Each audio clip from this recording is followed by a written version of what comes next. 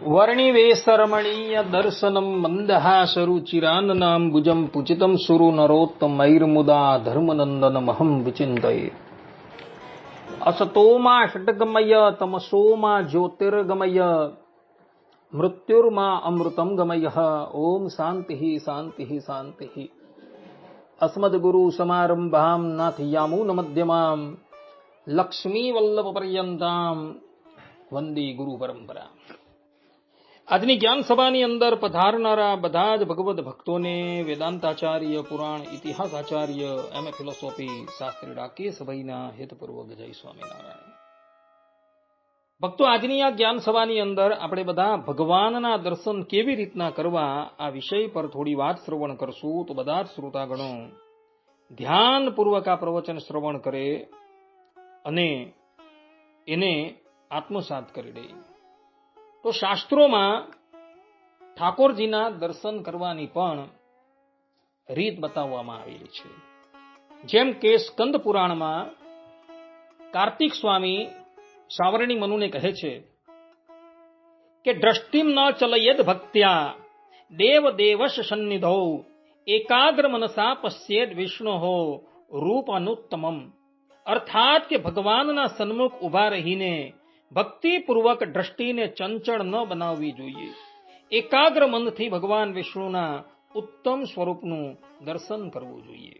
પદ્મ પુરાણમાં મહર્ષિ પુલસ્ત્ય ગંગાપુત્ર ભીષ્મને કહે છે કે એક દ્રષ્ટયા હરિમ પશ્યન સર્વ પાપૈ પ્રમુચ્યતે ચંચલાક્ષો નરો યસ્તુ ફલમ તસ્ય ન વિદ્યતે. અર્થાત કે જે મનુષ્ય એકાગ્ર દ્રષ્ટિથી ભગવાન શ્રી હરિનું દર્શન કરે છે તે સર્વ પાપોથી મુક્ત થઈ જાય છે. પરંતુ જેની આંખો ચંચળ રહે છે તેને દર્શનનું પૂર્ણ ફળ મળતું નથી. આ પ્રમાણે અહીં મહર્ષિ પુલસ્ત્ય સ્પષ્ટ રૂપે કહી રહ્યા છે કે જે પણ કોઈક મનુષ્ય એકાગ્ર મનથી ભગવાનના દર્શન કરે છે એના બધા જ પાપો સમાપ્ત થઈ જાય છે. પરંતુ જે ઠાકોરજીના દર્શન કરતો હોય ને એની દ્રષ્ટિ આજુબાજુ પણ જતી હોય ને આજુબાજુના વિષયોનું પણ જે દર્શન કરતો હોય એને દર્શનનું પરિપૂર્ણ ફળ ક્યારેય પણ મળતું નથી. નારદ પંચરાત્રમાં દેવર્ષિ નારદ કહે છે કે સમાહિતેન મનસા નેત્રાભ્યામ ભક્તિભાવતઃ દ્રષ્ટવ્યમ દેવદેવેશમ નાન્ય ચિંતા પરાયણૈ. અર્થાત કે એકાગ્ર મન તથા ભક્તિ ભાવથી નેત્રો દ્વારા દેવોના દેવ ભગવાનનું દર્શન કરવું જોઈએ. અન્ય વિચારોમાં લીન રહીને દર્શન ન કરવું જોઈએ. હયશીર્ષ તંત્રમાં પણ દેવર્ષિ નારદ કહે છે કે યથા દીપો નિવાતસ્થો ન ચલતી એકધા સ્થિતઃ તથા શિર દ્રશા વિષ્ણુમ પશ્યેદ ભક્તિ સમન્વિતઃ. અર્થાત કે જેમ પવન રહિત સ્થાને દીવો સ્થિર રહે છે તેમ ભક્તિપૂર્વક સ્થિર રાખીને ભગવાન શ્રી હરિના દર્શન કરવા જોઈએ. અગ્નિ પુરાણમાં ભગવાન વેદવ્યાસજી કહે છે કે દર્શનમ દેવદેવસ્ય કુર્યાદેકાગ્રમાનસઃ નેત્રયોર ન ચ સંચારમ કુર્યાત પૂજા ફલાર્થિભિઃ. અર્થાત કે જે પૂજાનું ફળ ઈચ્છે છે તેણે ભગવાનના દર્શન એકાગ્ર મનથી કરવા જોઈએ અને આંખોને અહીં તહીં ભટકાવવી જોઈએ નહીં. આ પ્રમાણે અહીં ભગવાન વેદવ્યાસજી પણ કહે છે કે જેણે પૂજાનું ફળ યથાર્થપણે પ્રાપ્ત કરવું હોય એણે એકાગ્ર મનથી ભગવાનના દર્શન કરવા જોઈએ, આંખોને અહીં તહીં ભટકાવવી જોઈએ નહીં. કહેવાનું તાત્પર્ય એ છે કે ભગવાનના દર્શન કરતી વખતે મન એકાગ્ર રાખવાનું છે. દ્રષ્ટિ ભગવાનના ચરણ, વક્ષસ્થળ અથવા તો મુખ કમળ પર સ્થિર રાખવાની છે. આસપાસ ક્યારેય પણ જોવાનું નથી.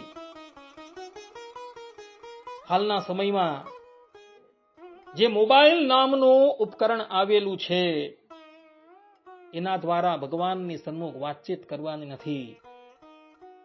હસતા હસતા કોઈની સાથે વાત કરવાની નથી અને દર્શન દરમિયાન ભગવાનના નામનું સ્મરણ કરવાનું છે. આજકાલના કેટલાક ખલ લોકો, ગ્રામ્ય સિંગો, જેઓના આચરણના કઈ ઠેકાણા નથી, જેઓ પર ઉપદેશ્ય પાંડિત્ય છે, જેઓ હંમેશા લોકોને ઉપદેશ આપવામાં જ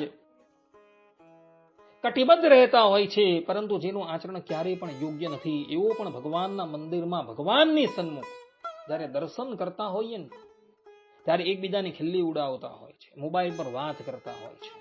એ લોકોએ આ પુરાણોના, આ સંહિતાના વચનો જે છે ને એ આત્મસાત કરવા યોગ્ય છે. કારણ કે એવા લોકો જ્યારે ભગવાનના દર્શન કરતા હોય છે અને એકબીજાની ઠઠ્ઠા મસ્કરી કરતા હોય છે, ત્યારે એવા લોકોને ભગવાનના દર્શનનું કોઈ ફલ મળતું નથી. ભગવાન સ્વામિનારાયણ સારંગપુરના 5મા વચનામૃતમાં કહે છે કે એવી રીતે ભગવાનનું પણ મને સહ વર્તમાન જે દર્શનાદિક કરે છે તેને જ દર્શનાદિક જાણવું, અને બીજાને તો દર્શન થયું છે તોય પણ ન થયા જેવું છે. કાજે જે સમયે એને દર્શન કર્યા તે સમયે એનું મન તો ક્યાંય એ ફરતું હતું, માટે એ દર્શન એને કાં તો 1 દિવસમાં વિસરી જશે, અથવા 5 દિવસમાં, અથવા 50 દિવસમાં, અથવા તો 6 મહિનામાં, અથવા વર્ષમાં, અથવા 5 વર્ષમાં જરૂર વિસરી જશે, પણ અંતે રહેશે નહીં. માટે જે મહાત્મ્ય જાણીને અતિશય પ્રીતિએ કરીને મને સહિત દ્રષ્ટિ આદિક જ્ઞાન ઇન્દ્રિય કરીને દર્શન સ્પર્શાદિક કરે છે તેને જ તેનું ફળ છે, અને બીજાને તો જે પરમેશ્વરના દર્શનાદિક થાય છે તેનું બીજ બળ થાય છે, અને યથાર્થ મહિમા તો જે મને સહ વર્તમાન દર્શનાદિક કરે છે તેને અર્થે છે. આ પ્રમાણે ભગવાને પણ અહીં સ્પષ્ટ રૂપે કહેલું છે કે જેણે મન સહિત એકાગ્ર દ્રષ્ટિથી ભગવાનનું દર્શન કરેલું છે તેને જ તેનું ફળ મળે છે, પરંતુ બીજાને એનું ફળ ક્યારેય પણ મળતું નથી. ભગવાનના દર્શન કરતા હોય અને તે વખતે ગ્રામ્ય વાર્તા કરવામાં આવે, ઠઠ્ઠા મસ્કરી કરવામાં આવે, તો એવા ઠઠ્ઠા મસ્કરી કરનારા દુષ્ટ લોકો પર ભગવાનનો ભયંકર કુરાજીપો થાય છે. જેમ કે ભગવાન સ્વામિનારાયણ ગધડા અંત્યના 25મા વચનામૃતમાં કહે છે કે અમારા દર્શન કરતા હોય ને કોઈક બાય ભાઈ આવે, અથવા તો કૂતરું નિસરે કે ઢોર નિસરે કે કાંઈ ખટખટે, તેની સામું વારંવાર દર્શન મૂકીને જુએ પણ એક દ્રષ્ટિએ દર્શન ન કરે, તેની ઉપર તો એવી રીસ ચડે છે, શું કરીએ, સાધુ થયા, નહીં તો એનું કાંઈ કટાળન કરીએ. આ પ્રમાણે જે લોકો ભગવાનના દર્શન કરતા હોય અને તે સમયે એકાગ્ર મને કરીને ભગવાનના દર્શન નથી કરતા, ને આજુબાજુ કોઈ આવ્યું, એની સન્મુખ એની દ્રષ્ટિ જતી હોય, તો ભગવાન સ્વામિનારાયણ અહીં કહે છે કે એવા પર તો અમારો અતિશય કુરાજીપો થાય છે. અમે સાધુના ધર્મમાં રહ્યા છે, અન્યથા એવા વ્યક્તિનું કંઈક તાડન કરતી. માટે ભક્તો, જ્યારે પણ તમે ભગવાનના દર્શન કરતા હોવ ને ત્યારે એકાગ્ર મને કરીને દ્રષ્ટિ સ્થિર રાખીને તમે દર્શન કરજો. જો એ પ્રમાણે દર્શન ન કરશો અને આડું તેડું જોતા, લોકોની મસ્કરી કરતા તમે જો ભગવાનના દર્શન કરશો ને તો એ દર્શનનું તમને કાંઈ ફળ મળશે નહીં, અને ઉલટાનો ભગવાનનો કુરાજીપો પ્રાપ્ત થશે. માટે ભક્તો, તમે જ્યારે ભગવાનના દર્શન કરતા હોવ ત્યારે હંમેશા દ્રષ્ટિને એકાગ્ર રાખીને દર્શન કરજો. એવા જે ઠઠ્ઠા મસ્કરી કરવા વાળા જે હોય ને એ લોકો તમારી બાજુમાં આવીને ઊભા રહીને તો પણ એવાઓની સામું જોતા નહીં, એ લોકો બોલાવે ને તો પણ એની સાથે વાત કરતા નહીં. અમુક જણા તો 30-40 વર્ષથી મંદિરના પગથિયા ઘસતા હોય છે, પરંતુ ભગવાનની પાસે કેવો વિવેક રાખવો જોઈએ, કેવી મર્યાદા રાખવી જોઈએ, એ પણ એ લોકોને ખબર હોતી નથી. ઠાકોરજી જે સ્થાનમાં બિરાજમાન હોય ત્યાં જ મોબાઈલની ઉપર વાત કરતા હોય, ગ્રામ્ય વાત કરતા હોય, ઠઠ્ઠા મસ્કરી કરતા હોય છે. તો આવા લોકો ગમે એટલા વર્ષ પર્યંત ઠાકોરજીના દર્શન કરશે ને છતાં પણ એ લોકોને એ દર્શનનું કાંઈ ફળ મળવાનું જ નથી. માટે ભક્તો, એવા જે મસ્કરાઓ જે છે ને એનાથી તમે હંમેશા દૂર રહેજો, અને જ્યારે ઠાકોરજીના દર્શન કરો ત્યારે દ્રષ્ટિની એકાગ્ર રાખીને ભગવાનના દર્શન કરજો, તો જ તમને એ દર્શનનું યથાર્થ ફલ પ્રાપ્ત થશે.